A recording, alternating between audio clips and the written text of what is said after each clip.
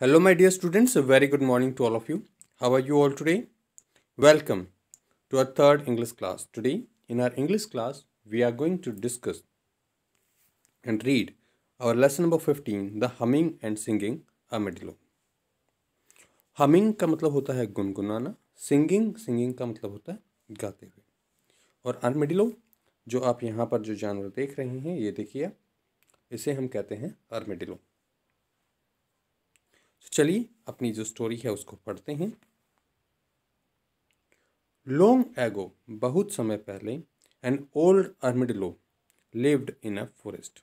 Long ago, बहुत समय पहले, एन ओल्ड, एक बूढ़ा, आर्मेडिलो लिव्ड इन अ फॉरेस्ट, वो एक जंगल में रहता था।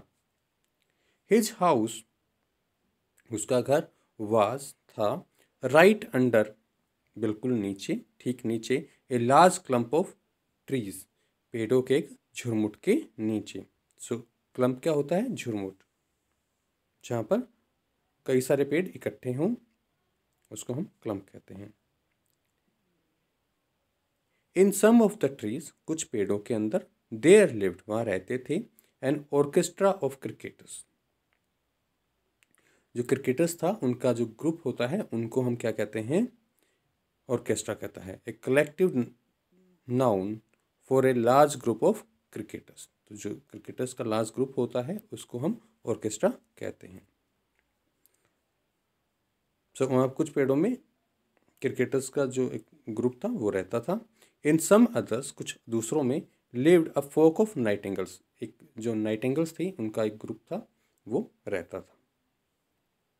Close by, pass he, was a pond, एक तालाब था, इन विच, जहाँ पर, lived A colony of frogs, जहाँ पर एक जो फ्रॉग्स थे उनकी एक कॉलोनी रहती थी। तो जो फ्रॉग्स होते हैं उनके लिए जो हम कलेक्टिव नाउन यूज़ करते हैं वो क्या यूज़ करते हैं?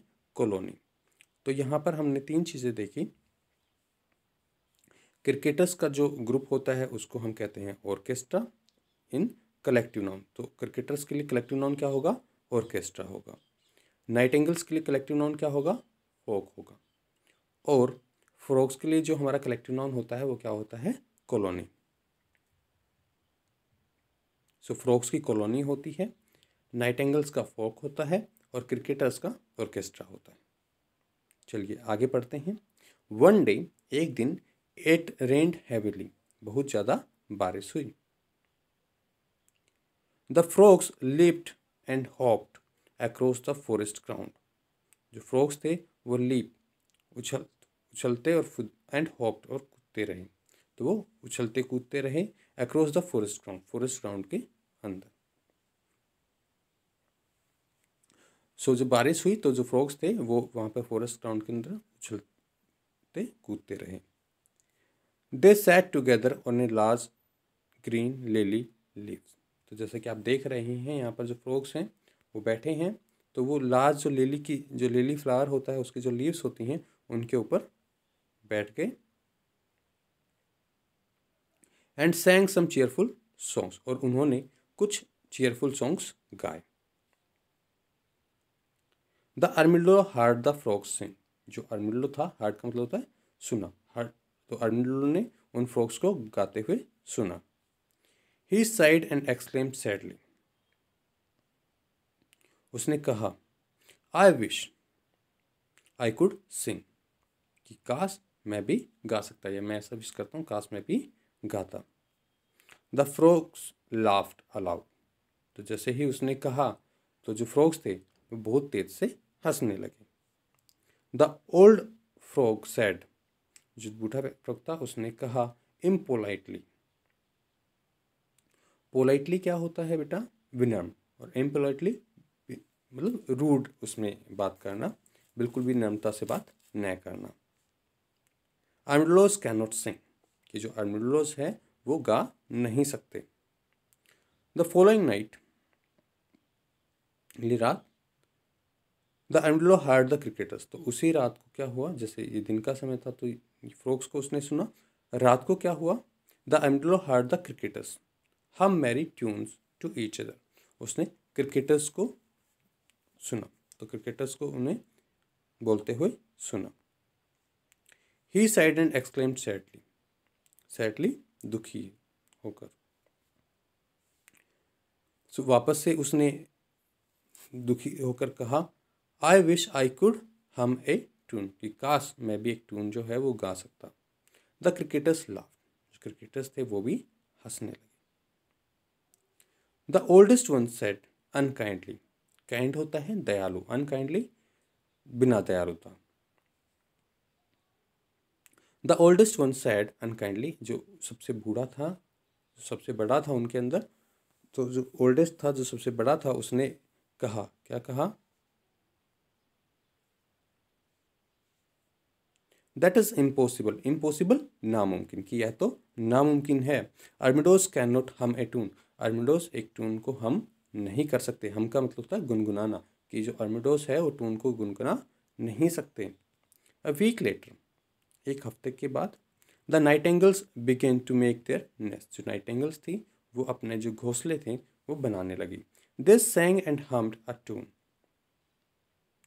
वो एक ट्यून को गुनगुनाने लगी। And they worked, while they worked, so वो क्या कर रहे हैं, उन्होंने जब वो काम कर रही थी, दे वर्क, तो जब वो काम कर रही थी, दे सैंग, वो गाने लगी, एंड हम्ड ए ट्यून, और गुनगुनाने लगी एक टोन को।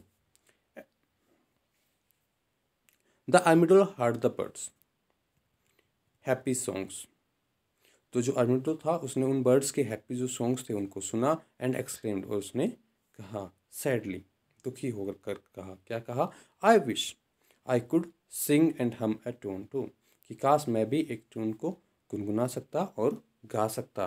द नाइटेंगल्स लाफ्ड, जो नाइटेंगल्स थी वो भी हंसी।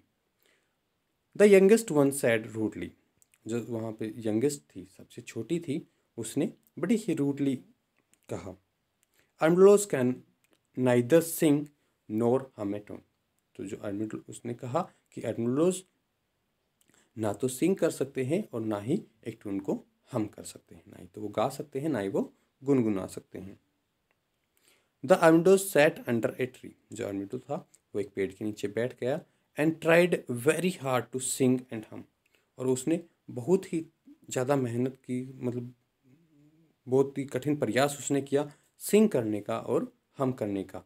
बट ही कुडंट, लेकिन वो ये ऐसा नहीं कर पाया, ना ही तो वो गा पाया, ना ही वो हम कर पाया, गुनगुना पाया। He went up to the house of a wizard, wizard होता है बेटा जादूगर। So he went up to the house of a wizard, वो एक जादूगर के घर पे गया। And knocked at the door, और दरवाजे को उसने नॉक किया, खटखटाया। नॉक करना, जैसे हम बाहर से दरवाजे को नॉक करते हैं, खटखटाते हैं, तो नॉक्ड। सो वो उस विजार्ड के पास गया और उसने दरवाजे को खटखटाया। The kind wizard let the armadillo in, जो दयालु विजार्ड था उसने उस आर्मिडो को अंदर आने दिया।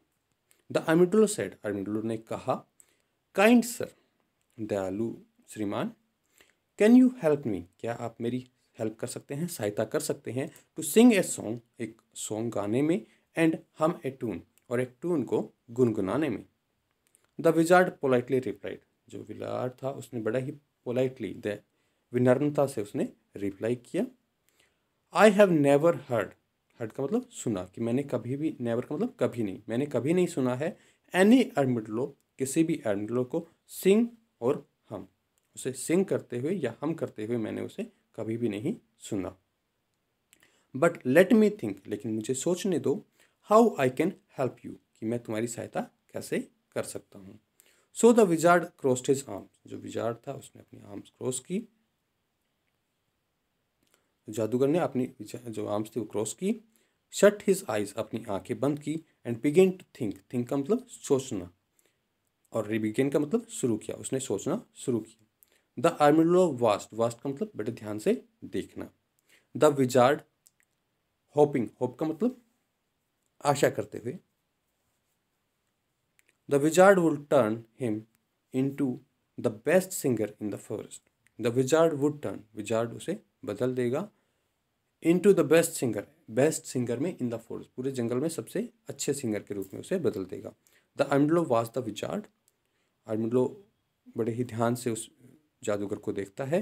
Hopping the wizard would turn him, कि ये आशा करते हुए कि जो विजार्ड है वो उसे बदल देगा, into the best singer in the forest, कि जो फॉरेस्ट में बेस्ट सिंगर है उसमें उसे वो बदल देगा।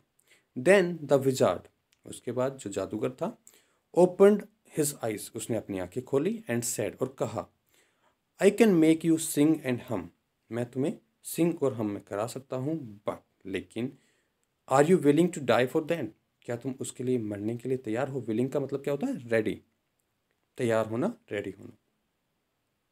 सो but are you willing to die for it, क्या तुम इसके लिए मरने के लिए तैयार हो? यस, हाँ, आई विल डू एनीथिंग, मैं कुछ भी करूँगा, टू सिंग एंड हम, गाने के लिए और गुनगुनाने के लिए मैं कुछ भी करूँगा।